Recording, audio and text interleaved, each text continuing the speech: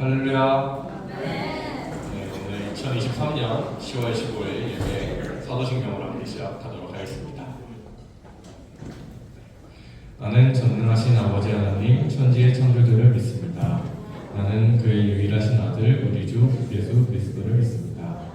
그는 성령으로 잉태되어 동정녀 마리아에 성하시고 본디오 빌라도에게 고난을 받아 십자가에 못 박혀 죽으시고 장사된 지 사흘 만에 죽은 자 가운데서 다시 살아나셨으며 하늘에 오르시어 전능하신 아버지 하나님 우편에 앉아 계시다가 거기로부터 살아있는 자와 죽은 자를 심판하러 오십니다. 나는 성령을 믿으며 거룩한 공교회와 성도의 교제와 죄를 용서하는 것과 몸의 부활과 영생을 믿습니다. 아멘. 함께 찬양으로 예배 시작하겠습니다.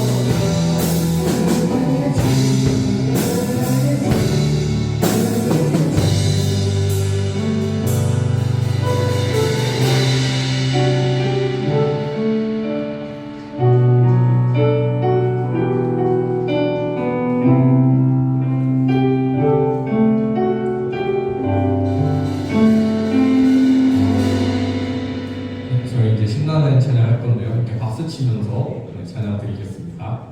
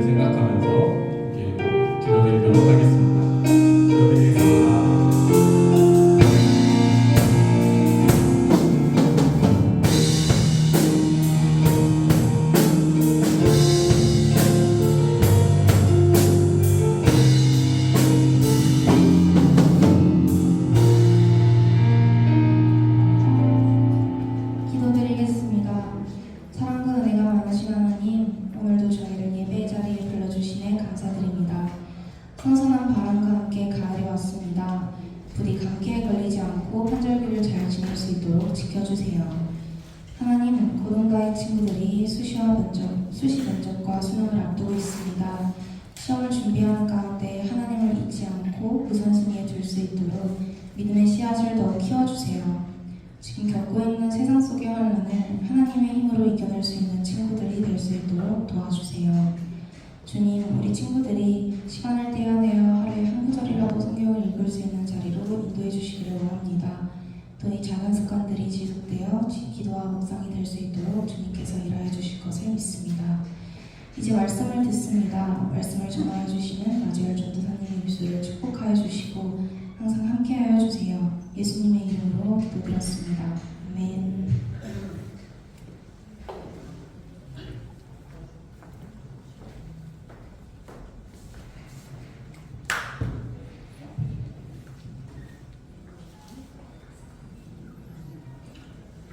안녕하세요. 네, 잘 지냈어요?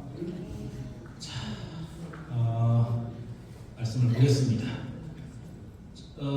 여러분 출애굽기가 이제 끝나요. 다음 주 월요일이면은. 그래서 다음 주 화요일부터 우리가 레위기 볼 겁니다.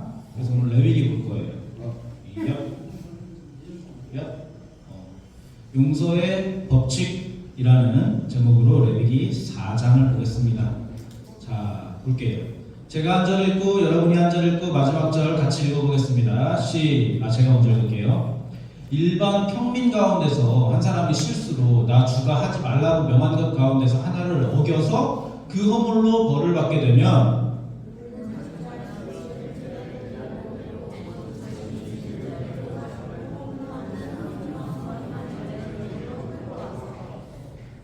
그 속죄제물의 머리 위에 손을 얹은 다음에 번제물을 잡는 바로 그곳에서 그 속죄제물을 잡아야 한다.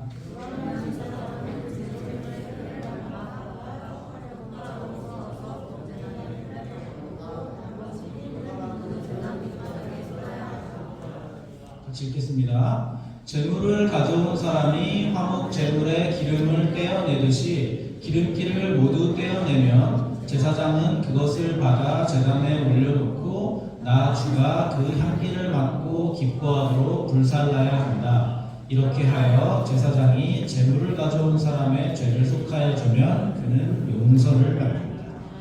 아멘. 자, 그럼 레위기는 어려울까요? 쉬울까요? 어려워요. 네. 여러분 어렵다는 인식이 아주 강하게 있는데 쫄지 마시기 바랍니다. 다 거품입니다. 레위기는 하나도 어렵지가 않습니다. 아시겠죠? 자, 볼게요. 그래서 오늘 어떤 내용인지. 레위기는요, 이런 책이에요. 제사의 법칙을 적어둔 책이에요. 오늘 받으실 제사의 법칙. 여러분, 제사는 오늘날로 치면 뭐예요? 예배. 그렇죠. 예배. 제사는 오늘날로 치면 예배예요. 예배. 그러니까 하나님께 예배하는 법을, 그런 율법을 기록해둔 책이라고 보면 되겠습니다. 유대인들이나 어떤 성경시대 사람들은 이 십계명이나 율법을 어기면은 지키지 못하고 어기면은 죽는다고 생각했어요. 하나님과 떨어진다고 생각했습니다. 그건 그 죽음을 의미했어요. 뭐 우리도 좀 그런 경향이 있는 것 같아요. 성경 말씀을 어기거나 뭐 우리가 해야 되는 것들을 안 하면 천국에 가지 못한다. 뭐 이런 생각들 좀 가지고 있죠. 뭐 아주 틀린 말은 아닙니다. 그런데 우리가 이렇게 생각해봐야 돼요. 우리가 출애굽기를 쭉 봤잖아요. 출애굽기를 볼 때 하나님은 어떻게 말씀하셨어요? 자, 보세요. 하나님이 자, 여기 율법이 있다. 이거를 지키면 내가 너희를 출애굽시켜줄게. 이렇게 말씀하셨나요? 아니에요. 출애굽시키시고 그 다음에 율법을 주셨죠. 그렇죠? 먼저 출애굽이 있는 겁니다. 하나님은 함께 이렇게 말씀하시는 거예요. 난 너희를 구원할 거야. 그리고 했어. 그 다음에 율법을 주시는 겁니다. 이것이 바로 출애굽기에 드러난 복음의 원리입니다. 잘 기억하세요. 그러니까 하나님이 은혜로 너를 구원하신다. 그 후에 너의 삶을 바꾸신다. 이거예요. 하나님이 너희를 구원하신다. 그 뒤에 율법을 주셔서 너희를 거룩하게 하시고 너희의 삶을 변화시킨다. 이것이 우리가 믿는 기독교의 원리입니다. 그러니까 레위기는 뭐예요? 레위기는 여러분을 새롭게, 여러분을 거룩하게, 여러분을 예배자로, 여러분을 하나님의 자녀답게 만드는 책이 바로 레위기라고 할 수 있겠습니다. 아시겠죠? 너무 소중한 책이죠? 자, 그럼 오늘은 레위기에서 말하는 예배가 뭔지 잠깐 보겠습니다. 보세요. 이스라엘 자손에게 말하여라. 너는 그들에게 다음과 같이 일러라. 너희 가운데서 짐승을 잡아서 나 주에게 제물을 바치는 사람은 이렇게 돼 있어요. 제물을 바치래요. 여기서 이 제물이라는 단어는 히브리어로 코르반이라고 하는 단어입니다. 자, 여러분 따라하세요. 코르반이에요. 이 코르반이라는 단어는 어원이 있는데 그것이 카라브라는 어원이에요. 카라브라는 어원. 카라브라는 어원의 뜻은 뭐냐? 가까이 가다라는 뜻입니다. 예배는 가까이 가다라는 뜻을 갖고 있는 거예요. 누구한테 가까이 가요? 하나님한테 가까이 간다. 그러니까 우리가 하나님한테 예배를 드려야 하는 그런 궁극적인 자세는 하나님에게 가까이, 하나님의 성품에 가까이, 하나님의 뜻에 가까이 가는 그 모든 것이 예배가, 그렇게 해야 될 예배가 성립된다, 이렇게 얘기할 수가 있는 거예요. 보십시오. 형제자매 여러분, 그러므로 나는 하나님의 자비하심을 힘입어 여러분에게 권합니다. 여러분의 몸을 하나님께서 기뻐하실 거룩한 산 제물로 드리십시오. 이것이 여러분이 드릴 합당한 예배입니다. 여기 있는 제물도 뭐예요? 히브리어로? 그렇지, 코르반입니다. 코르반. 여기 있는 제물도 코르반이에요. 자, 합당한 예배는 뭡니까? 산 제물로 나를 드리는 거예요. 산 제물이니까 나를 산채로 싱싱하게 드리라는 것이 아니라 살아내는 삶의 예배를 드리라는 겁니다. 살아내는 예배. 아시겠죠? 그러니까 예배자라는 것은 뭐예요? 여러분처럼 주일날 그냥 이렇게 앉아가지고 이렇게 드리는 것도 물론 예배인데 여기에 그치지 않고 예수님을 닮아가는, 하나님에게 가까이 닮아가는, 하나님께 거룩해져가는 그러한 삶의 자세를 사는 것이 예배인 거예요. 이해가 되시죠? 산 제물로 드리는 겁니다. 여러분, 그러니까 크리스찬 하잖아요. 크리스찬 하면은 교회 다니는 사람이 크리스찬이 아닌 거예요. 교회 다니는 사람을 크리스찬이라고 하는 게 아니라 세상과 다르게 살아서 하나님에게 가까이 가려는 그런 방향성을 가지고 있는 사람을 크리스찬이라고 하는 겁니다. 맞죠? 그러니까 여러분 다르게 사셔야 돼요. 세상과 다르게. 구별되게. 그렇게 살아야 된다는 겁니다. 예수님을 닮아가는 사람을 살아내는 것이 레위기에서 말하는 예배자가 되는 거예요. 이것이 레위기에서 제사에 대한 기본 개념입니다. 자, 이제 본격적으로 들어가겠습니다. 오늘은 4장에 나온 우리가 읽은 속죄 제사에 대한 것과 그곳에 나타난 하나님을 찾아보겠습니다. 자, 속죄제. 여러분, 속죄제는 의무제라고 되어 있습니다. 의무제는 말 그대로 의무적으로 드려야 되는 제사예요. 이거 안 드리면 안 돼요. 의무적으로 드려야 돼요. 자신이 죄를 지었다, 내가 율법을 어겼다라는 것을 깨달으면은 그때부터 이제 바로 이제 제사를 준비해가지고 제사를 드리러 가야 됩니다. 그러니까 이것을 만약에 우리식으로 얘기하면은 우리가 죄를 지었어요. 그리고 내가 죄 지은 것을 깨달았어요. 그러면은 즉각적으로 하나님 앞에 엎드려 회개하고 용서를 구해야 되는 거예요. 똑같습니다. 이 사람들은 제사를 드린 거예요. 자, 근데 반대로 오늘 번제라는 것도 나오는데 번제는 자원제입니다. 의무제가 있고 자원제가 있어. 의무제는 의무적으로 드려야 되는 거니까 자원제는 뭐예요? 자원해서 드리는 거예요. 네, 자기가 원해서 꼭 드려야 되는 건 아닌데 하나님과의 관계성을 위해서 헌신적으로 그렇게 자기 자원을 표현하는 제사였어요. 죄를 짓지 않아도 하나님께 감사합니다 하는 일이 있을 때 우리가 감사헌금 대신 제사를 드린다거나, 혹은 내가 알지 못하는 죄가 있을 수도 있잖아요. 내가 깨닫지 못한 죄, 찜찜할 때가 있단 말이야. 그러면은 이제 가서 또 제사를 드리거나 이런 식으로 내가 자원해서 드리는 제사예요. 기특한 거죠? 헌신하는 제사니까 기특합니다. 자, 여기에 문제가 있습니다, 여러분. 자원제와 의무제가 있었어. 보세요. 오늘 읽은 본문이에요. 그 속죄 제물의 머리 위에 손을 얹은 다음에 번제물을 잡는 바로 그곳에서 속죄 제물을 잡아야 된대. 장소를 지금 알려주고 있어요. 자, 여러분 보세요. 하나님한테 여러분은 죄를 고백했어. 하나님한테 용서를 구했어. 근데 하나님이 여러분의 죄를 용서해 주시기는 하는데 다른 사람들한테 그 죄가 뭔지 다 꼬발라서 다 폭로한 다음에 그 다음에 용서해 준다고 생각해 보세요. 그러면 여러분 그러면 하나님한테 용서를 구하러 갈 수가 있을까요? 하나님, 제가 오늘 이런 죄를 지었습니다. 이렇게 해가지고 이렇게 해가지고 이렇게 했습니다. 그러니 그러면 일단 우리 중등다의 사람들한테 단체 문자 돌릴게. 그런 다음에 단체 문자 돌린 다음에 용서해 주시는 거야. 그러면 하나님한테 우리가 나아갈 수 있을까요? 나아가기가 쉽지가 않겠죠? 그렇죠? 하나님이 그렇게 폭로하신 적 있습니까? 여러분의 죄를? 없으시죠? 네. 그렇기 때문에 사람들은 하나님 앞에 조용히 죄를 고백하고 나아갈 수 있는 것이죠. 여러분, 이것이 하나님의 성품입니다. 그러면 우리도 어떤 사람이 되어야 될까요? 우리도 다른 사람의 약점을 드러내지 않는 사람이 되어야 돼요.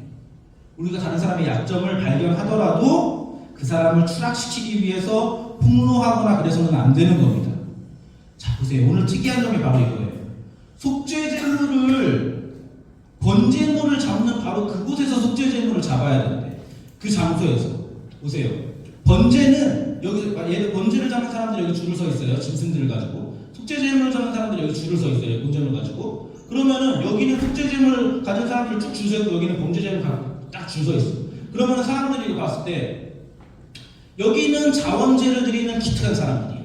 여기는 의무제, 죄 지어가지고 문제인지 모르지만 자기가 어쨌든 죄를 지어가지고 율법을 어긴 놈들이 있는 곳이야. 그러면 이렇게 봤을 때 구분이 되잖아요. 그러면은 무슨 마음이 들겠어요?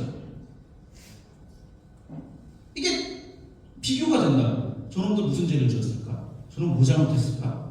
이런 식의 생각이 된단 말이에요. 그런 것을 방지하는 것이 바로 이 율법입니다. 번제물을 잡는 바로 그곳에서 속죄제물을 잡아야 돼요. 같이 다 섞여 있는 거예요. 의무제를 드리는 사람들이나 자원제를 드리는 사람이나 다 한 줄로 섞여 있는 겁니다. 그래서 누가 자원제인지 누가 속죄제인지를 몰라. 누가 기특한 놈인지 누가 잘못한 놈인지를 몰라. 그렇게 율법을 정해놓은 겁니다. 비난과 수치를 당하게 되는 것. 죄인들이 비난과 수치를 당하게 되는 것을 막아놨다는 거지. 그렇게 되지 않도록 죄인들을 보호하는 것입니다. 이것이 하나님의 성품입니다. 용서의 법칙입니다. 우리 하나님이 이런 하나님입니다. 우리가 비록 죄인이고 또 죄를 가지고 하나님 앞에 부끄럽게 서 있는 사람이지만 속죄를 위해서, 예배를 위해서 앞에 나오는, 하나님 앞에 나오는 사람들에게는 하나님께서 그 허물과 그 죄를 가려줌으로써 다른 사람들에게 수치를 당하지 않게 하도록 배려하시는 분이라는 거예요. 바로 시편 32편에서 이런 것들을 노래해놨습니다. 허물의 사함을 받고 자신의 죄가 가려진 자는 복이 있도다. 복 있는 사람들인 거예요. 자, 우리도 역시 그리스도인이고 예배자로서 다른 사람의 수치를 드러내거나 많은 사람들 앞에서 폭로하려는 태도는 당연히 삼가야겠습니다. 하나님께 가까이 가는, 하나님의 성품에 가까이 가는 사람들로서. 그러면 어떤 사람들은 또 이렇게 물어볼 수가 있어요. 이런 상황을 놓고. 전사님, 정말 마땅히 처벌을 받아야만 하는 그런 사람들은 어떡합니까? 내가 이 사람을 폭로하지 않고 저 사람이 죄짓고 있고 저 사람이 저렇게 잘못하고 있는 거를 내가 폭로하지 않고 막지 않으면은 다른 피해자가 생겨. 계속 나쁜 데로 가. 이거는 좀 정의에 어긋나는 것 같아. 이걸 어떡합니까? 이런 상황에서는. 폭로해야 될까요? 악을 제거하는 것이 맞지 않습니까? 다수의 선을 위해서, 모두를 위해서. 여러분, 그런데요, 하나님이 세상을 운영해 가시는 방법은요, 사람이 이해할 수 있는 영역이 너무나 많은 것 같아요. 내가 그것을 판단할 일이 아니라는 겁니다. 이렇게 해야 정의가 실현되지 않을까요? 이건 정말 막아야 되지 않을까요? 아니, 그건 네 생각이에요. 하나님은 어떻게든 선으로 이끄십니다. 우리는 그것을 믿는 사람들입니다. 왜? 보세요. 죄를 지은 사람은 벌을 받아야 마땅하다고 생각하지만은 정작 죄를 지었으면 은혜를 누리고 있는 사람들은 누구예요? 그건 나예요. 그건 우리입니다. 바로 우리예요. 그거 우리가 잊으면 안 돼요. 우리가 먼저 은혜를 입은 사람들로서, 내가 입은 은혜가 대단한 것으로서, 내가 입은 은혜가 정말 비참한 데서 꺼내진 바로 그 은혜를 입은 사람들로서 다른 사람의 죄도 가려주어야 되는 것이에요. 그것을 정의로 만들고 선으로 만드는 것은 하나님의 몫이에요. 우리는 가려주는 데까지입니다. 왜? 내가 그렇게 됐잖아. 내가 받은 게 그거잖아요. 우리는 허물과 수치를 가려주는 사람입니다. 아시겠죠? 이것이 첫 번째 용서의 법칙입니다. 가려주는 것. 자, 그 다음 31절을 보겠습니다. 제사장이 재물을 가져온 사람의 죄를 속하여주면 그는 용서를 받는데요. 용서를 받습니다. 자, 이 용서를 받는 문제에 대해서는 긍휼이라는 단어가 필요합니다. 긍휼이라는 단어 들어봤죠? 무슨 뜻인 줄 알아요? 제가 알려드리겠습니다. 네, 보세요. 여러분, 성전 시대에 이제 우리처럼 걔네들은 예배를 떨렁떨렁 나오는 게 아니에요. 성전 시대에 제사를 드리고 가려면은 흠없는 이 염소 양을 막 고르는 것부터 시작해가지고 잘 선별해가지고 그거를 잘 끌고 혹은 얻고 산을 낑낑거리고 올라가서 성전에 올라가서 재물을 도산해서 열심히 그런 하루 종일 걸리는 일이었단 말이에요. 정말 힘든 일이었어요. 그런데 사람들이 그렇게까지 하는 과정 안에서 성전으로 올라갈 때는 그 사람들에게 확신이 있는 겁니다. 확신이. 무슨 확신? 내가 이것을 드리면 하나님이 나의 죄를 반드시 용서해 주신다. 내가 죄사함을 받는다는 확신이 그들에게 있었어요. 근데 하나님은 어떻게 그렇게 매번 뻔뻔하게 똑같은 죄를 가지고 올라오는 그런 사람들을 용서하실 수 있었을까요? 그 대답이 바로 긍휼입니다. 긍휼. 자, 여러분, 긍휼이라는 단어는 히브리어로 라함입니다. 자, 따라하세요. 라함. 라함. 여기 하프만을 치고 따라하세요. 라함. 다 보인다. 자, 라함. 보세요. 라함. 라함이라는 뜻은 이런 거예요. 산모가 태아를 뱃속에 안고 있는 이렇게 연결되어서 아기가 움직이고 꿈틀거리는 것을 느끼는 감정을 히브리어로 라함이라고 합니다. 이게 긍휼하고 대체 무슨 연결이 되어 있을까? 자, 보세요. 엄마는 아기를 위해 뭐든지 할 수 있어요. 여러분, 모성애가 뭔지 잘 모르죠? 엄마는 아기를 위해 뭐든지 할 수 있어요. 심지어 자기 생명까지도 포기할 수 있는 것이 모성애입니다. 뱃속의 아기에게 느끼는 감정은 그런 거예요. 이 감정을 긍휼이라고 표현하는 거예요. 엄마가 죽을 똥을 싸가지고 배 아파가지고 여러 번 나왔습니다. 그 고통을 엄마가 고스란히 기억합니까? 그 죽을 고비를 넘긴 그 고통을 엄마가 고스란히 기억하고 여러분에게 막 요구하는 엄마들이 있어요? 없어요. 왜 그럴까요? 그건 엄마가 통이 커서 그런 게 아니에요. 엄마가 실제로 까먹은 겁니다. 엄마가 실제로 그 죽을 동안 고통을 실제로 어느 정도 까먹은 거예요. 그러니까 그걸 까먹고 둘째를 또 낳는 거야. 죽을 똥을 싸다 또 가는 겁니다. 내가 겪었던 그 고통, 내가 죽을 고비를 넘겼던 것, 그것을 까먹는 거예요. 여러분, 그런 거 신기하지 않으세요? 어떤 사람은 진짜로 출산을 하면서 죽을 고비를 진짜 넘기잖아요. 엄마들이 진짜로 생사를 넘나들면서. 근데 둘째를 낳아. 이거 도대체 뭐 하는 짓이야? 까먹는 거. 이것이 라함입니다. 고통을 기억하지 못하고 사랑만 간직합니다. 사랑으로 인한 망각 또한 긍휼인 거예요. 여러분, 제가 성당 예화 들려줄게요. 성당 예화. 옛날에 어떤 아이가 있었어요. 소녀가 있었어요. 어느 동네에. 근데 그 소녀가 밤마다 예수님을 만난다는 소문이 돌기 시작한 거예요. 그 사람이, 그 소녀가 예수님을 만나고 밤에 예수님께 들은 얘기를 사람들에게 막 전해주는데 그게 진짜 예수님이 한 얘기 같은 거야. 진짜로 이거는 있을 수가 없는 그런 일들. 이런 소문이 쫙 났어요. 그랬더니 거기에 있던 이제 주교가 그 소녀를 찾아갔어요. 너무 신기하니까. 얘야, 너 진짜 밤마다 예수님을 만나니? 물어봤어요. 그랬더니 네, 예수님을 만나는데요? 그랬어요. 근데 이제 테스트를 해보고 싶은 거예요. 얘 진짜 예수님을 만나고 싶은지. 그래서 소녀한테 그러면은 내가 어저께 고해성사를 하나 했는데 내 죄가 잘 사해졌는지 예수님한테 오늘 밤에 가가지고 좀 물어봐 주지 않을래? 이렇게 물어봤어. 내가 고백한 죄가 용서받았는지 내가 궁금하구나 이렇게 물어봤어요. 그랬더니 소녀가 이제 알겠습니다 그러고서는 갔어. 그리고 이제 다음날 하루 지나고 만났습니다. 물어봤습니다. 어떻게 예수님이 내 죄를 사해 주셨다니? 물어봤어요. 소녀가 뭐라 그랬게요? 예수님이 까먹으셨다는데요? 이렇게 말했어요. 이해가 되세요? 예수님이 까먹으셨다는데요, 주교님? 이렇게 얘기했어요. 무슨 일 있어? 바로 까먹습니다.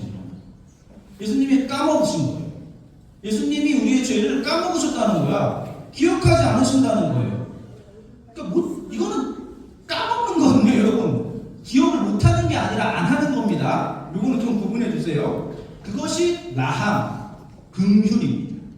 죄를 까먹으시는 거예요. 하나님은 당신께 용서를 구하러 찾아오는 모든 사람들에게 마치 엄마가 태아에게 느끼는 감정을 가지고 죄인들을 용서해 주신다는 거예요. 이 긍휼함이 없으면은 용서가 진행이 되지도 않는 거예요. 자, 그러면 그리스도인들은 하나님의 이 긍휼하심을 본받아서, 이 라함을 본받아서 자신에게 잘못하고 용서를 구하는 사람에게 어떻게 해야겠습니까? 마땅히 용서해야죠. 용서하고 그 다음에 어떻게 해야 됩니까? 까먹는 겁니다. 까먹으셔야 돼요. 여러분, 베드로가 예수님한테 가가지고 그 잘못한 사람을, 잘못한 형제를 내가 몇 번이나 용서해줘야 됩니까? 그랬더니 예수님이 몇 번 용서해주라고 하세요? 70번씩 7번 용서해주라는 거예요. 그러면 7, 7에 49 막 이렇게 계산하는 게 아니라 그냥 계속 용서해주라는 거예요. 무한대로. 그러니까 횟수를 정하려고 하는 것도 우리의 문제라는 겁니다. 횟수는 중요하지 않은 거예요. 왜? 우리는 까먹었잖아요. 매번 첫 번째가 되는 거예요. 매번 첫 번째가. 우리는 까먹었잖아요. 횟수를 정하려는 건 무슨 마음이에요 도대체? 횟수를 정하는 건 사실 용서하고 싶지 않은 거예요. 응? 준아, 횟수를 정해. 몇 번 용서해 줄 거야, 지우를? 몇 번까지? 용서 안 해보자. 아니. 용서 안 해줘? 좀 해줘. 네. 그래서 몇 번 용서해 줄까? 이렇게 계산하고 있는 거는 사실은 용서하기 싫다는 거예요. 아니, 용서한다고 하더라도 하나님처럼 무한 반복하고 싶지가 않은 거예요. 그래서 이렇게 말합니다. 우리는 신이 아니고 하나님이 아니고 사람이기 때문에 무한한 용서는 불가능하다. 이렇게 얘기해요. 우린 사람이잖아요. 현실적으로 그렇지 않잖아요. 이렇게 얘기해요. 그런데 그렇지 않습니다. 하나님은요, 우리에게 불가능한 명령을 내리시는 분이 아니에요. 불가능한 명령을 내리시면은 그거는 명령을 내린 사람 잘못입니다. 근데 하나님은 잘못하시는 분이 아니시기 때문에 불가능한 명령 내리지 않습니다. 여러분은 무한 용서할 수 있습니다. 너희들은 충분히 할 수 있다고 확신하시기 때문에 그런 명령을 주시는 거예요. 여러분, 우리가 하나님의 자녀입니다. 그리스도인입니다. 하나님의 명령을 수행할 수 있는 사람입니다. 불가능한 것이 아닙니다. 왜? 여러분이 무한히 용서받고 있는 사람들이기 때문에. 여러분이 무한히 용서받고 있는 분이기 때문에. 그러니까 용서를 하면서 횟수를 제한하려고 하는 건 역시 실제로는 상대방을 근본적으로는 용서하지 않고 있는 거예요. 그런 마음 자체가 없는 것이라고 볼 수 있는 겁니다. 그러니까 어디까지 저러는지 한번 보자라고 카운트를 세고 있는 거예요. 70번씩 7번, 오케이, 지금 몇 번, 몇백 번 이렇게 세고 있다는 거예요. 그렇지만 그것은 용서했지만 율법을 어기는 것이 되는 겁니다. 까먹는 것이 용서입니다. 까먹는 것이. 하나님을 섬기는 사람은 하나님을 닮아서 긍휼에 풍성하고 그것을 실제로 실행하는 사람입니다. 그러면 어떤 태도로 용서해야 될까요? 어떤 태도? 어떤 태도로 용서해야 될까요? 웃으면서 해야 됩니다. 웃어보세요. 웃으면서 해야 돼요. 용서는 웃으면서 해야 됩니다. 의무감에 하는 것이 아닙니다. 왜 의무감에 하지 않고 웃으면서 해야 돼요? 웃으면서 해야 용서를 받는 사람이 내가 용서를 받는구나라는 것을 진정으로 느끼기 때문에. 승질을 내면서 용서해주면은 용서받는 사람이 용서받았다고 느끼지 않죠. 용서는 그런 겁니다. 보세요. 자, 따라하세요. 파님야폿. 파님야폿. 파님야폿. 이것은 웃는 얼굴이라는 뜻입니다. 웃는 얼굴. 얼굴을 찡그리면서 용서하는 것이 아니라 즐겁고 행복한 마음으로 항상 웃으면서 용서해야 되는 거예요. 왜? 그래야 받는 사람이 용서받는 줄 압니다. 보세요. 철수가 영수한테 낫을 빌려달라고 갔습니다. 낫을 빌려달라고 갔는데 철수가 영수한테 낫 좀 빌려줘 하고 갔어. 그랬더니 영수가 싫은디? 그랬어. 내가 너한테 왜 빌려줘야 되는데? 그랬어. 그랬더니 열받잖아. 그래서 헤어졌어. 그리고 다음날 헤어졌는데 다음날 만나가지고 이번에는 영수가 철수한테 야, 나 삽 좀 빌려주면 안 되냐? 삽이 없는데? 그랬어. 그랬더니 그놈이 야, 너 어제 나한테 안 빌려줬잖아. 나한테 안 빌려줬는데 내가 너한테 왜 빌려줘야 되는데? 그러면 되겠어요? 그러면 안 되겠죠. 그렇죠? 그렇게 되면은 뭐가 되는 거예요? 복수가 되는 거예요. 복수하는 것이 되는 거예요. 근데 반대로 오케이, 내가 빌려줄게. 왜? 너는 나한테 안 빌려줬지만 내가 너한테 빌려주는 것은 내가 너 같은 인간이 되는 것이 되지 않으려는 것을 보여주려는 것이야 하면서 빌려줬어. 나는 너하고 다르니까, 나는 너 같은 사람이 아니니까 하고 빌려줬어. 그러면 그건 뭐가 되는 거예요? 그건 경멸이 되는 거예요. 경멸. 너 같은 인간이 되지 않기 위해서 나는 너처럼 살지 않을게. 그렇게 얘기하고 그렇게 한다면 그건 경멸이 되는 거예요. 그럼 어떻게 빌려줘야 돼요?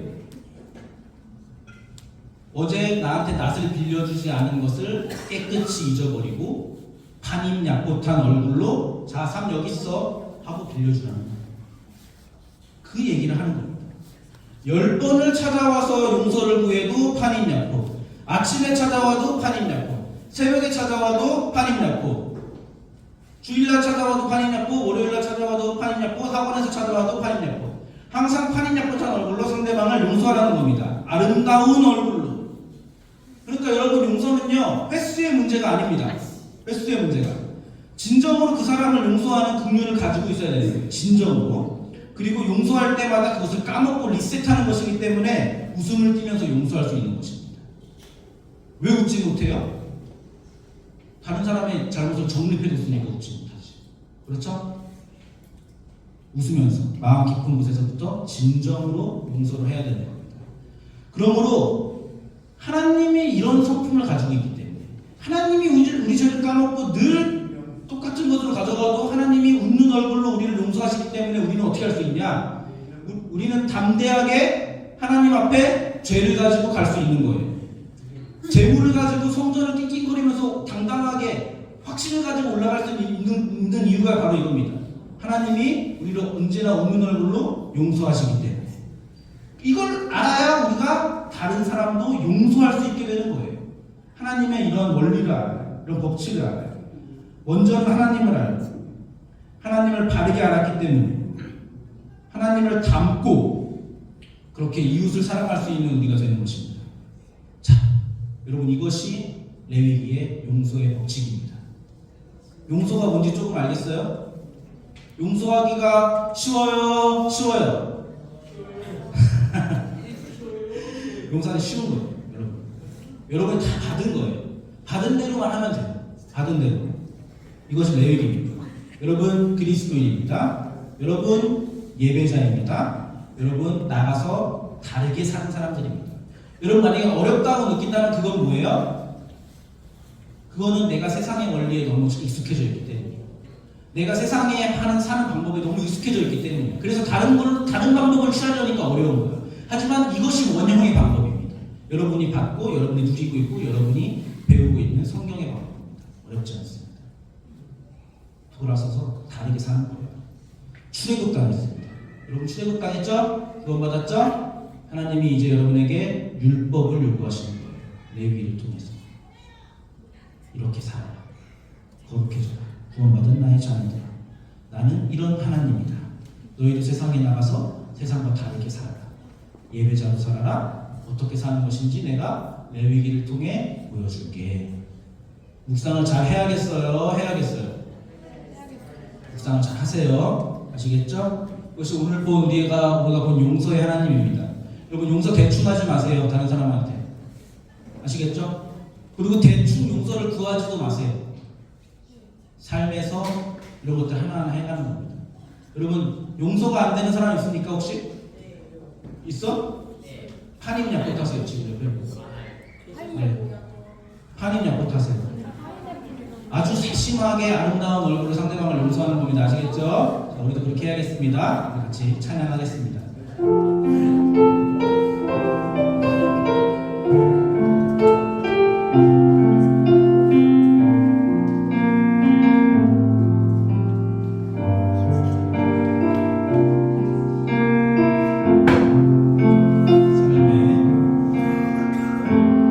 삶의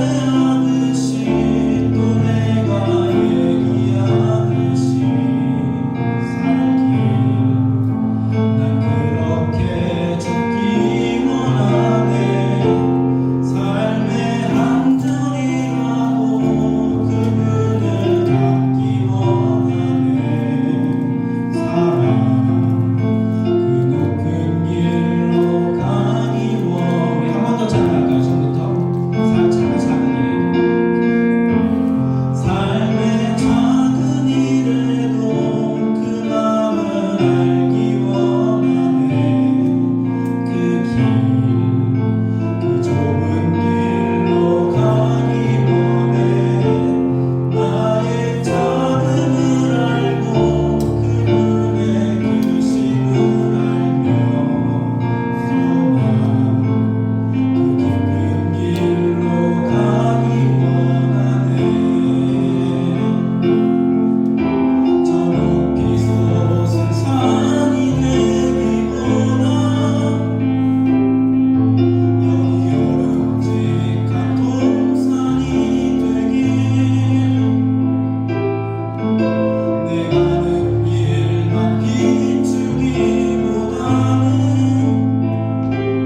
누군가의 길을 비춰준다면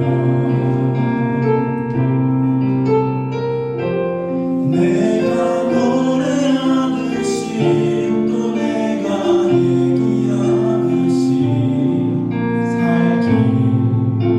난 그렇게 죽기 원하네. 삶의 한 절이라도 그분을 담기 원하네. 사랑 그 높은 길로 가기 원하네. 기도하겠습니다. 하나님 감사합니다. 하나님 우리를 먼저 출애굽하시고 먼저 구원하셔서 하나님 이제는 우리가 하나님의 백성답게 하나님 닮아가는 그 예배자로 우리에게 율법과 법칙들을 허락해 주셨습니다. 하나님 이제는 우리가 그 법칙 속에서 하나님의 성품과 하나님의 그 자비로우심과 긍휼하심을 우리가 발견하고 우리도 하나님의 자녀로서 하나님 닮고 예수님 닮게 그렇게 살고자 하나님 합니다. 말씀 속에서 하나님의 놀라운 뜻과 놀라운 성품들을 더욱더 발견하게 하시고 그 안에서 그리스도인 된 예배자로 사는 것이 무엇인지 우리가 더욱더 깊이 깨닫게 하셔서 우리가 그렇게 삶의 한 절이라도 또 우리가 노래하고 우리가 얘기하듯이 그렇게 살고 죽고 그렇게 하나님 닮아가는 우리가 될 수 있도록 하나님 도와주시옵소서. 하나님 우리가 그렇게 살겠다고 우리의 마음과 정성을 모아서 작은 예물로 우리의 신앙을 고백합니다. 이 예물 하나님 기뻐 받아 주옵소서. 예수님의 이름으로 기도드립니다. 주기도문으로 예배를 마치겠습니다. 시작. 하늘에 계신 우리 아버지, 아버지의 이름을 거룩하게 하시며 아버지의 나라가 오게 하시며 아버지의 뜻이 하늘에서와 같이 땅에서도 이루어지게 하소서.